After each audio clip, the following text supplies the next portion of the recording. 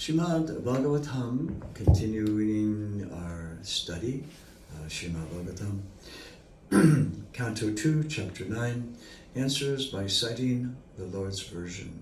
And Sukadeva Swami is beginning to give his answers and descriptions as he has heard them and understood them from his authorities. And that's the way of the Parampara system. If one hears from previous authorities, and the knowledge and the information comes down from realized soul to realized soul. It's not just parrot-like. It's realized information that, when transmitted from heart to heart, has the power to change the world. Hare Krishna. That is the way. So we're on text number 11, but I'll read back a couple verses to tie it together. When Lord Brahma heard the sound, he tried to find out the speaker, searching on all sides, but when he was unable to find anyone besides himself, he thought it wise to sit down on his lotus seat firmly and give his attention to the execution of penance as he was instructed. Lord Brahma underwent penances for 1,000 years by the calculations of the demigods. He heard this transcendental vibration from the sky, and he accepted it as divine. And thus he controlled his mind and senses, and the penances which he executed were a great lesson for the living entities. And thus he is known as the greatest of all ascetics. Text number 9. The personality of Godhead, being thus much satisfied with the penance of Lord Brahma, was pleased to manifest his personal abode, Vaikuntha, the supreme planet above all others.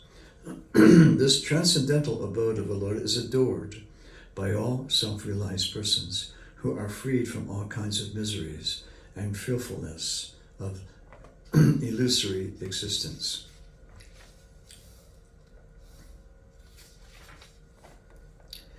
The inhabitants,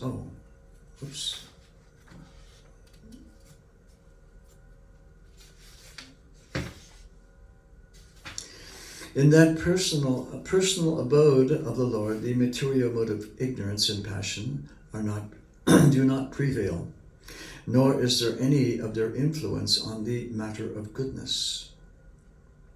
There is no predominance of the influence of time. So what to speak of the illusory external energy that cannot enter that region? Without discrimination, both the demigods and the demons worship the Lord as devotees.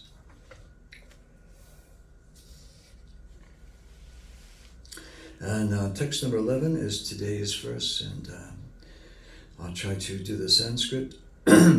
Shyama vatata sata Patra lochanaha Pisanga Vashtra Surucha Supeshaha Save Chatur Bahava Umisan Mani Praveka Niska Barana Suvarchasaha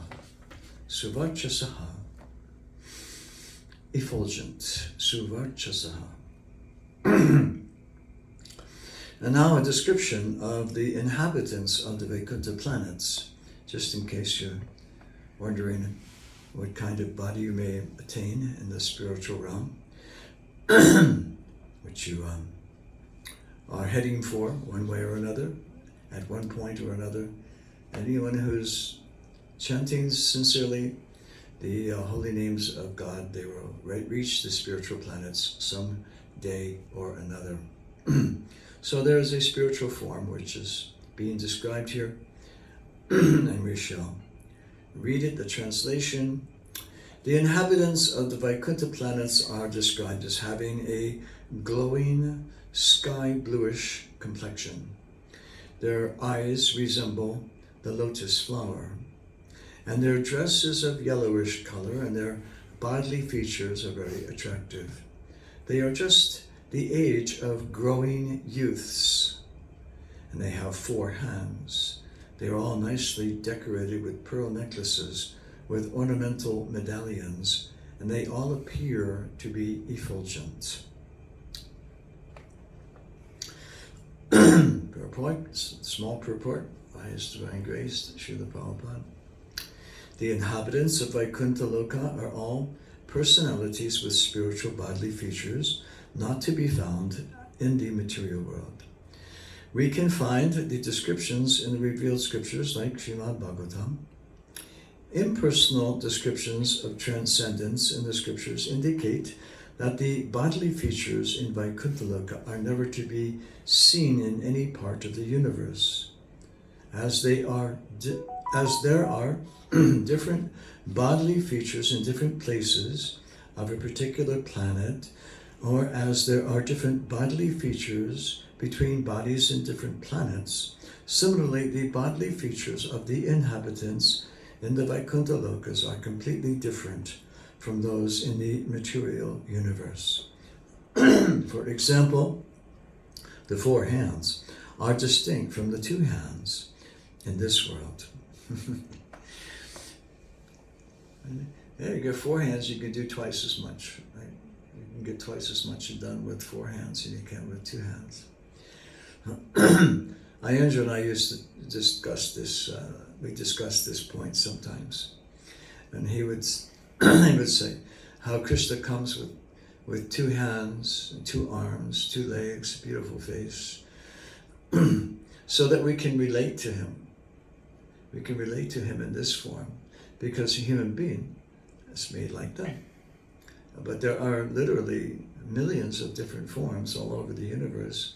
Why not 4 hands? Why not 4 arms? It's possible. But Krishna comes with 4 arms and displays displays that feature to human beings with only 2 arms. There can be a little, let's say, apprehension or a little misunderstanding. But nonetheless, because of his presence, like Vasudeva and Devaki, they got to see the 4-arm form and different situations in this material creation. Krishna has shown his 4-arm form. But even Arjuna in the Bhagavad Gita, he saw this 4-arm form, and he also saw many other forms, and it was rather frightening for him to see all these different forms. So he said to Krishna, please just come back to your regular form, that human-like form that I can understand and relate to. So Ayendra and I used to talk about, yes, that makes sense, that Krishna comes with his 2 arms, comes looking like a regular human being. And so therefore he engages in these pastimes, but regardless of what form he takes, he has his powers are unlimited, so he does all kinds of wonderful and unusual things in his pastimes with his devotees. In this way, by his pastimes, especially the loving pastimes with his devotees, human beings, they have a natural inclination to love. And so when you see Krishna loving, and you see Krishna's devotees loving him, then it just makes sense. And so in this way, that form appears very attractive to the human beings. And so Krishna is very kind to take and appear in that way, so that the human beings with 2 arms and etc., can have the pleasure of seeing him and becoming attracted, and therefore leave this material world. Because when you hear about Krishna's place, his residence and his pastimes and so forth, it's far more attractive than anything that we have here on this material plane. So all Krishna's pastimes are eternal, and they are going on throughout all the universes in various forms. So in the spiritual realm, there are millions and millions of Vaikuntha planets, like it's described. Makes up, if we want to calculate, 3/4 of the creation and the spiritual side, and only 1/4 in the material side. So there are literally innumerable planets and innumerable forms in the spiritual realm, and they are all very beautiful. Described as lotus eyes. You see a lotus petal, and it has a very beautiful shape. So that lotus petal eyes, very big and beautiful eyes. And that is the way of the forms in the spiritual realm. In the material world, sometimes we see people with big, beautiful lotus eyes. We see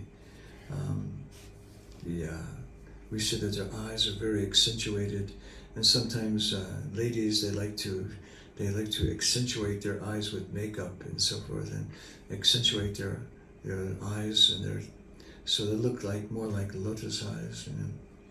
And then you have people with squinted eyes and different races with smaller eyes, and sometimes with blue eyes, and sometimes with brown eyes and different colors. But these are all on the human side of the equation. But we like to understand, and we see all these pictures of Krishna and his devotees, that all beautiful eyes, lotus eyes. Nothing but beauty. As Krishna has the opulence of being complete beauty, so his devotees also have that reflection of tremendous beauty. If one were to actually see Krishna, one could very well faint and become unconscious. So that's the beauty is so immense, and Radharani's beauty is so immense that we've never seen such beauty as that. And we see a lot of beautiful people in this world. We think they're beautiful. We conceive of them as being beautiful, but the beauty of the inhabitants of the spiritual world is like no pimples, like no pimples, no wrinkles, all fresh. As it's described as growing, the age of growing youths. Everyone is young, even though his body just goes continually on and on and on. The body doesn't age like it does in the material world. So there's everything. Everyone is there is very beautiful. Just like Krishna is very beautiful, everything there is very beautiful. Everything is very opulent. There is no scarcity of anything. And if everything were managed in the material world properly, the material has its ups and downs and back and forth. You have societies that come and go, and some societies are very opulent, and they're following the rules and regulations of the material world properly, the varnashram system, and they're worshipping properly, and therefore everything is very opulent. Like Vrindavan was extraordinarily opulent. You can't just have cows in Vrindavan. You have to have them, silver-plated hooves and golden rings on their horns, and truly real gold, real silver, and opulent jewels on their forehead. This is the cows in an opulent spiritual environment. Everything is very beautiful and very ornamented.